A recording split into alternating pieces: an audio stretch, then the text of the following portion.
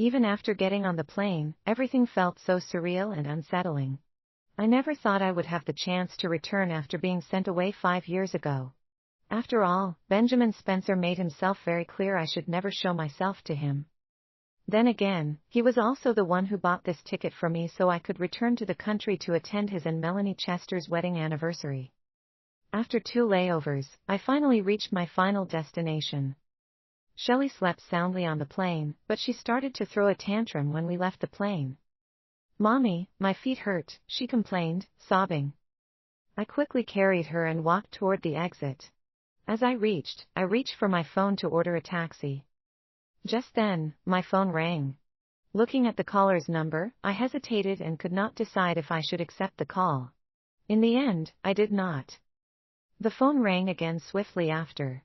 This time I accepted it after a heavy sigh. Benjamin's voice came through the speaker. After so many years, his voice was still the same. "Are you at the exit? My assistant, Nick, is there waiting for you," said Benjamin lightly as if I was a stranger to him. I scoffed ironically. "I'll just grab a taxi." It went silent for a second, probably because Benjamin never expected that answer from me. When I lived with him before, I never had to do anything. He handled everything for me so well that I had nothing to worry about. Never had I needed to take a taxi to go somewhere. After the moment of silence, Benjamin said lightly, "Let Nick send you. I've bought a present for Melanie, your aunt-in-law, on your behalf. It's in the back trunk. You can give it to her when we have dinner." Benjamin was as caring and thoughtful as usual. Taking care of everything just in case I missed something, like the present for Melanie. The money he spent decorating the venue and the diamond he bought from the auction house to make the wedding ring for Melanie just proved how much he loved her. "Got it." I rubbed my nose brigade as I answered. Benjamin said nothing in return, but he did not end the call either. After a while, he finally broke the silence. "Yvonne, you've been abroad for 5 years. I hope you've gotten your act straight. If you dare to hurt Melanie, I'll never forgive you." I was stunned to hear that. All of a sudden, I felt like my world went quiet as if no one or thing made any noises. Benjamin said he would never forgive me. Before I could say anything, he hung up the phone. To be honest, Benjamin had nothing to worry about. I never thought of doing anything to hurt them. All I wanted was to raise Shelley and get a job. I continued to walk with my head down. I was so proud when I was 22 years old. The 22-year-old me would never think I would be living such a sad, depressing life at this point. In fact, I was being cast away to another country by Benjamin on my 22nd birthday. Benjamin discovered my diary on that very day. I lost my parents when I was still a child when an accident happened on the cruise they were in. My parents were forever left to the sea. After that, Benjamin took me in and took care of me. We actually bonded quite well. That was until I grew up and realized I looked at him as more than just an uncle. I loved him as a man. Nonetheless, I knew we were not meant to be, so I wrote my feelings for him in the diary.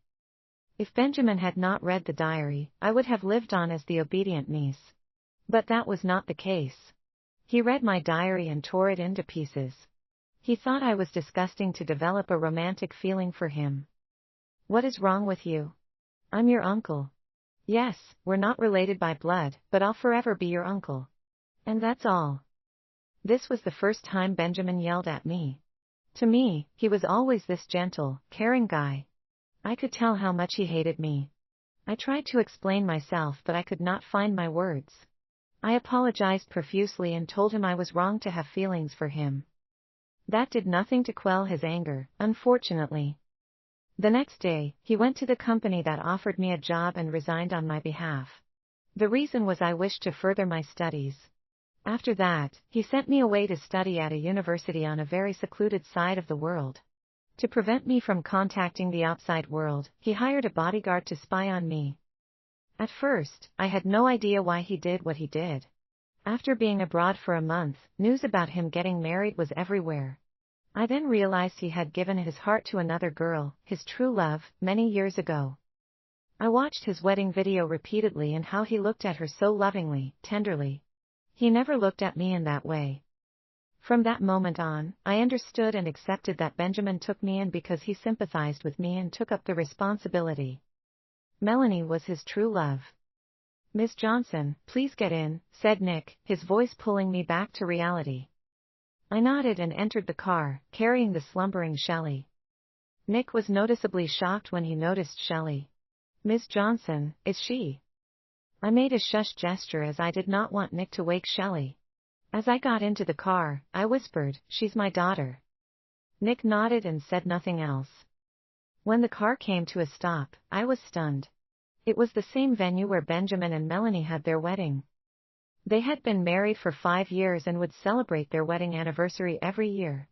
Benjamin would always buy a special present for Melanie, too. Benjamin loves Melanie a great deal, it seems, I thought. He stopped me from intervening with his marriage life for the past 5 years. I guess he's allowed me to come back just to witness their happily ever after. I got out of the car, feeling more numb. It was then I saw Melanie standing at the pathway, smiling at me. Unlike her, I looked tired and dressed simply. She had expensive jewelry and put on perfume. Benjamin must have pampered her, I mused. Suddenly, Melanie's smile froze, surely because of Shelley in my arms. As expected, she looked so shocked when she walked over. "When did you become a mother, Yvonne? Why didn't you tell me? Do you still see me as an outsider even when I've married your uncle for 5 years now?" she asked. I did not answer.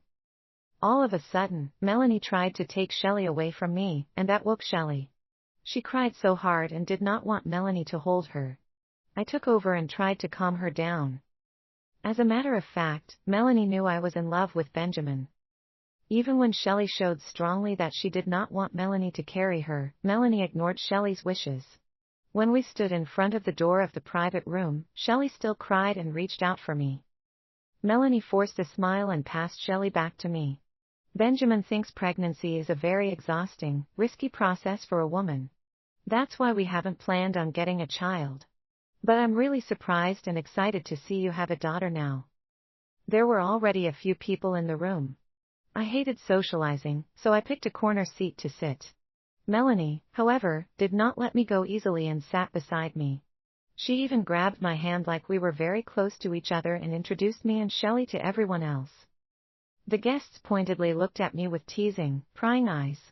I could not stand the awkward ambience, so I decided to go to the bathroom. When I returned, I could hear Melanie's voice through the door. Someone was asking why Melanie invited me, the jinx, to the dinner. "She's not a jinx. She's Benjamin's niece. I knew she tried to seduce Benjamin in the past, but she's a mother now.